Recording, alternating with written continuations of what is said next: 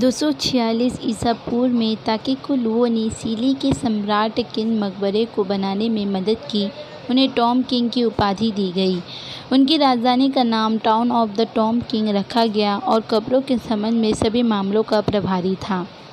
ताकेकुलुओ मृत्यु से पहले उन्होंने मकबरे के राजा के सिंहासन को अपने पहले शिष्य रोंगसीमियो मकबरे की टॉम गार्डिंग दल को सौंपा।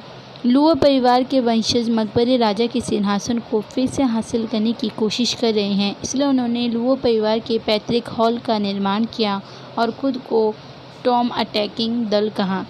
हजारों वर्षों इन दो महान दलों ने अपने युद्ध को कभी नहीं रोका है। मकबरा तोड़ने के आदेश और कुनकुल के पवित्र खजाने की खबर मार्शल आर्ट की दुनिया के मकबरे को पहले ही उथल पुथल में बदल दिया है।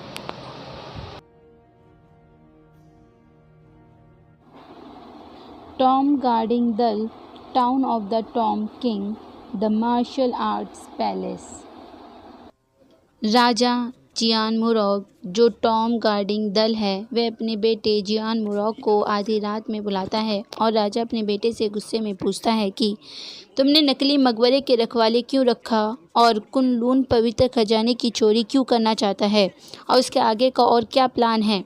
तभी राजा का बेटा कहता है कि उसने जो मकबरे की रखवाली करने के लिए लोगों को रखा है वे मार्शल कलाकार हैं और वे town of the tomb king के प्रति वफादार हैं।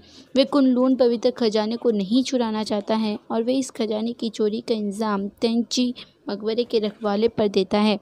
तब राजा कहता है तुम झूठ बोल रहे हो, क्योंकि राजा ने खुद जाकर तेंची मकबरे के रखवाले से पूछताछ करके सच्चाई का पता लगा लिया है। राजा का बेटा कहता है ये तेंची मकबरे के रखवालों की ये चाल है जो उसको फंसा रहे हैं और वह यह भी कहता है कि लुओ का परिवार उनका दुश्मन है, हमें उन पर भरोसा नहीं करना चाहिए। राजा कहता है लुओ परिवार, जिसके ग्रैंड मास्टर ताकेकुलुओ ने इस मकबरे को बनाया, इस town of the tomb king को बनाया और उन्होंने ही इस सिंहासन को हमारे मुरोग परिवार को रखवाली करने के लिए दिया है। वे ये सब बात अपने बेटे को कहते हुए और मकबरे के खजाने को लूटने के लिए और टॉम ब्रेकिंग ऑर्डर का गलत इस्तेमाल करने के लिए गुस्से में तलवार निकालता है और अपने बेटे को मारने के लिए धमकी देता है। तभी उनका बेटा तलवार निकाल के उनके पेट में दे मारता है और राजा वहीं मर जाते हैं।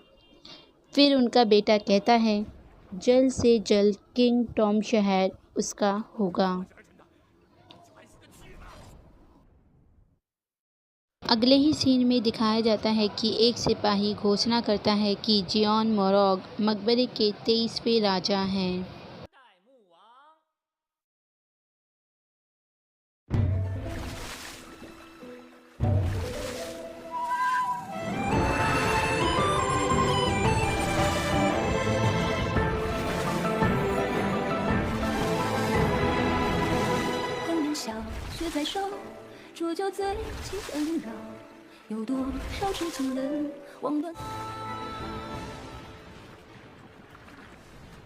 Episode 1 great king of Tom, unicorn skill.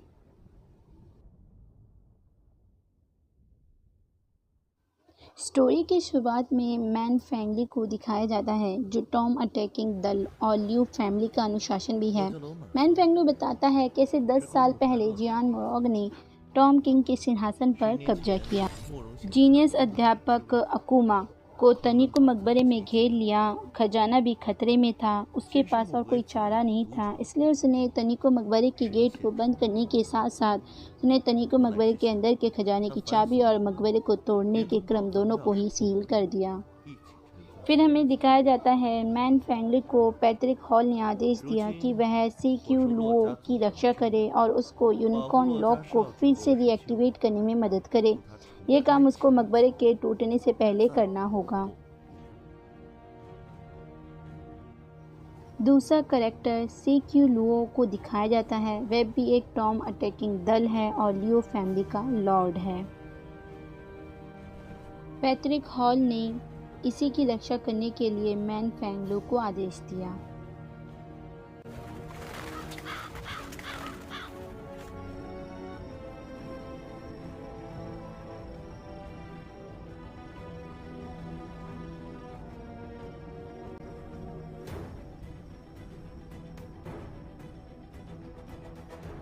Man Feng लू तनिको मकबरे में जाता है जहाँ पर उसकी बात यूंग सी चू से होती है जो टॉम गार्डिंग दल है।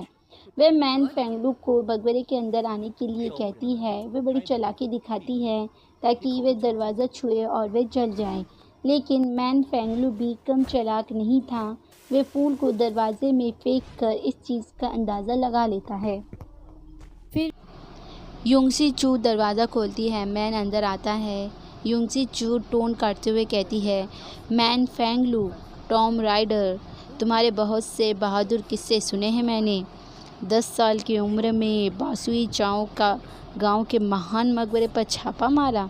13 की उम्र में प्राचीन सम्राट के मकबरे को तोड़ा और 16 की उम्र में टैची मकबरे की छाव को तोड़ा, वो भी 7 बार। मैं तो डर गई। मैन कहता है, अभी तो तुमने टॉम राइडर के अचीवमेंट के बारे में सुना ही क्या है, हमारे वर्ल्ड नंबर टीचर अकूमा। तभी चू कहती है, अकूमा?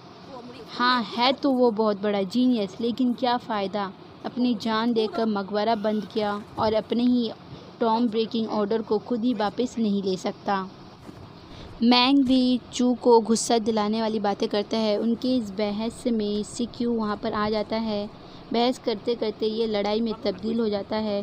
चू कहती है, अच्छा, तुम्हें अपने मिशन को पार करने के लिए तानी को मकबरे से होकर गुजरना पड़ेगा। फिर वो लड़ना शुरू कर देती है।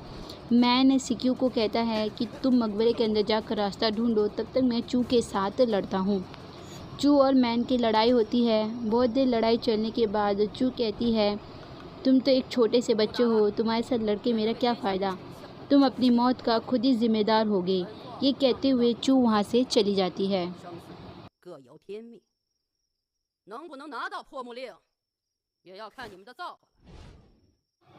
मैन मकबरे के अंदर जाता है जहाँ सिक्यू पत्थर के सिंहासन के पास ही गड्ढा खोद रहा होता है।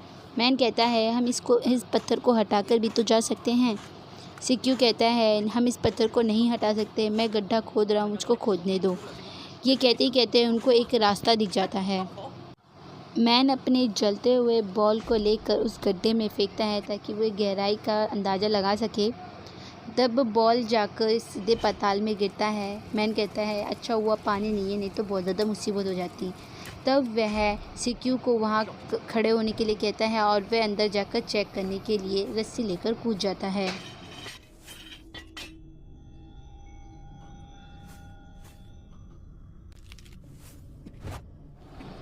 नीचे का रास्ता साफ देखकर मैन सिक्यू को भी नीचे बुला लेता है।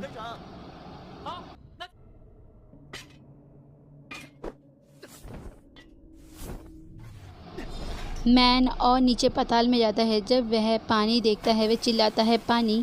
तभी एक खतरनाक सांप उसके ऊपर झपटा मारता है। मैन एकदम सांप के करीब होता है। ये एक सस्पेंसफुल मोमेंट है। क्या मैन बच पाएगा?